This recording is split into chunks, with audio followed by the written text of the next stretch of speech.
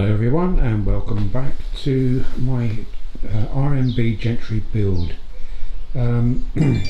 This is video number 2, and in the first video you saw the bare chassis with all the components laid around it, if you remember.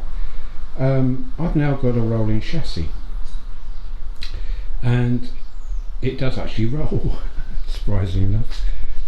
So I've fitted all the front and rear suspension. So there you go, there's the front. Now this is just a dry dummy run, if you like. It's just putting all the components together, and as I'm doing it I'm taking note of all the parts which I need to replace or refurbish, get new items, etc. So that it's Friday, so that on Monday what I'll do, I will start ordering some new parts. I'll probably start from the front and come to the back. So the diff is in.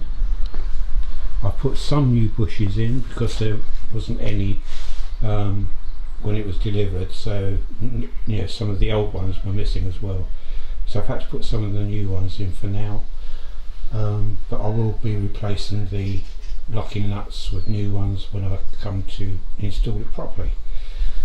I haven't taken any video while I was in the process of installing this. I didn't think there's any point at this stage, but I will be doing videos of me installing it when I get to the next stage, which is to put on the revamped and new stuff. I think that'll probably be more interesting.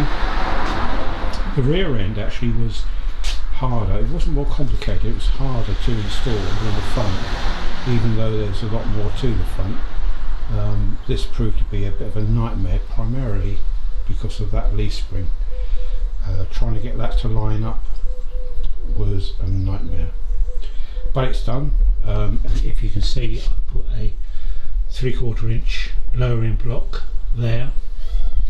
Obviously the wheels are on negative camber at the moment, but that will all come out once the body is on and the weight is bearing down on that. Then the negative camber should hopefully come out. Well, it will come out.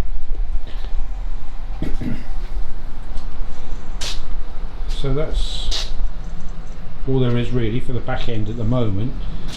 And at the front there's obvious things I need to, as a tractor going past, it's harvest time.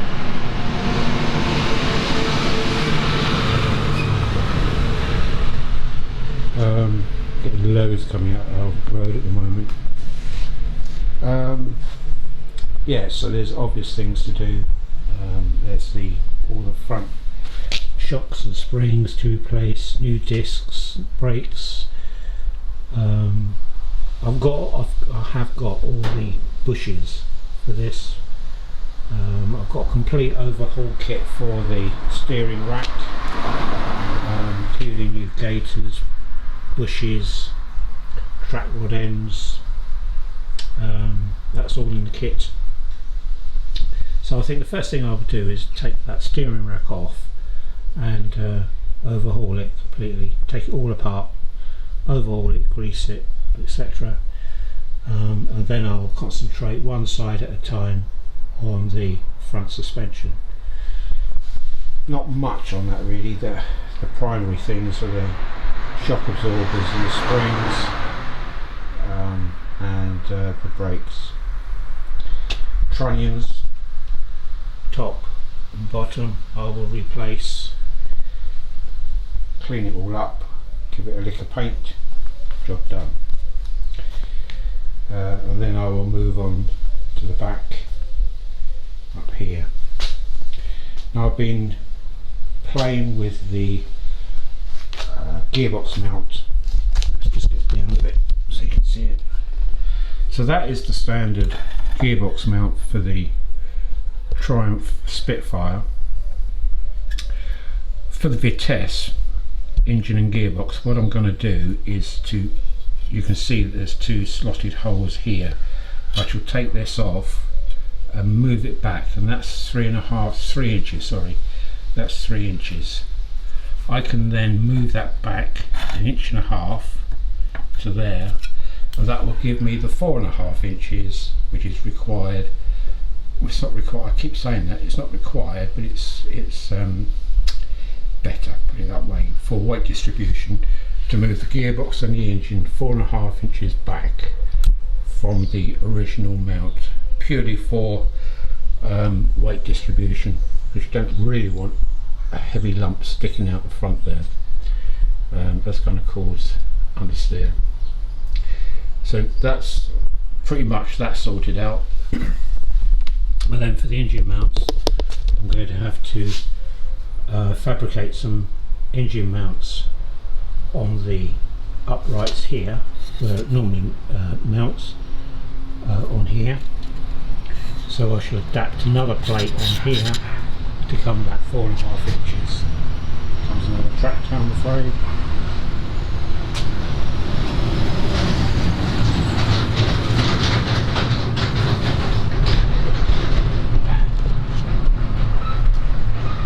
So that's about it.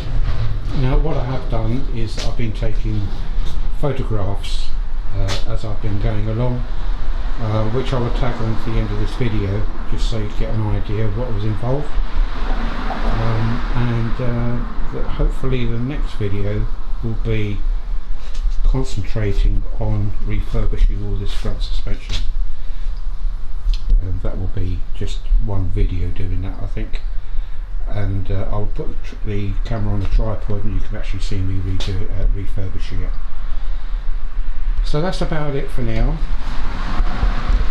but I'm really pleased now that I've actually got a rolling chassis. I thought this was going to take me about 2 to 3 weeks, but it's actually taken me 3 afternoons to assemble this. But it is only a dry run, so I mean things aren't torqued down, or they're not, in all cases, haven't been done up like down here. I haven't bothered tightening that up. There's no need for the moment, because I should be replacing the bolts on that. So it's just assembled really, just to give me an idea of what I need. Okay, so that's it for now. So hopefully in about 2 to 3 weeks I'll update you with another video on the progress, which will be that front suspension, and see how I go.